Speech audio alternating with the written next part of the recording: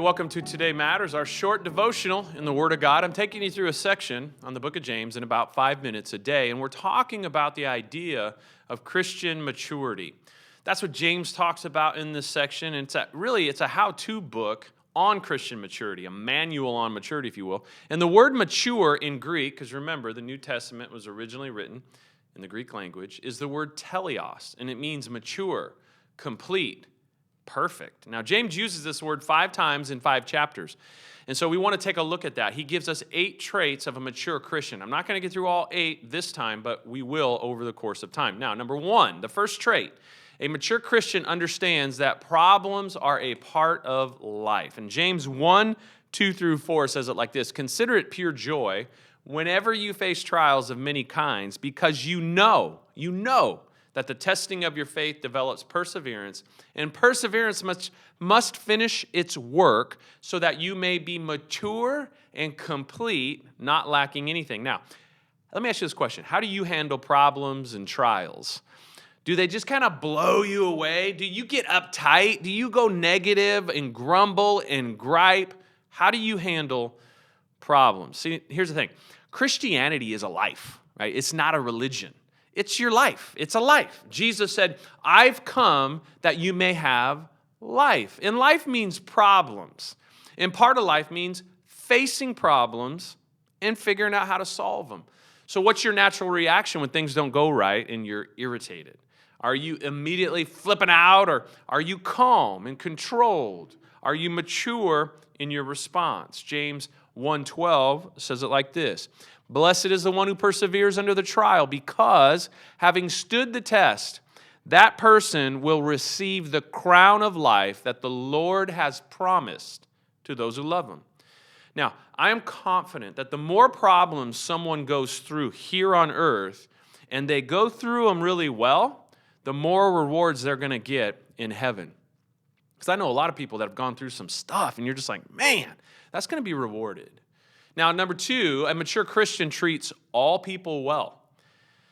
Now, James says it like this: "Yes, indeed, it is good when you obey the royal law as found in the Scriptures, love your neighbor as yourself. But if you favor some people over others, you are committing a sin." James 2, 8, and 9. Now, a mature person is sensitive to people's needs. It doesn't matter what a person looks like, doesn't matter what they dress like, or what team they root for. A mature Christian is there to help. Now, they don't show favoritism to someone who looks like they're rich, and they don't turn a blind eye to someone who looks poor. They're actually looking for ways to help, looking for opportunities to meet people's needs. They are sensitive to others. Now, James had noticed maybe in the church and definitely in the community that people were showing favoritism to others, and he didn't like that. The second test of maturity, though, is love. Do you see needs around you? Try to help with those needs without being asked? Are you searching out ways to help, no matter who the person is or what they look like? You know, Matthew 25, Jesus says, at the judgment, they will stand before the Lord, and they'll say, "Hey, I was hungry, and you gave me food. I was thirsty, you gave me drink. I was naked, and you clothed me. I was sick and in prison, and you visited me."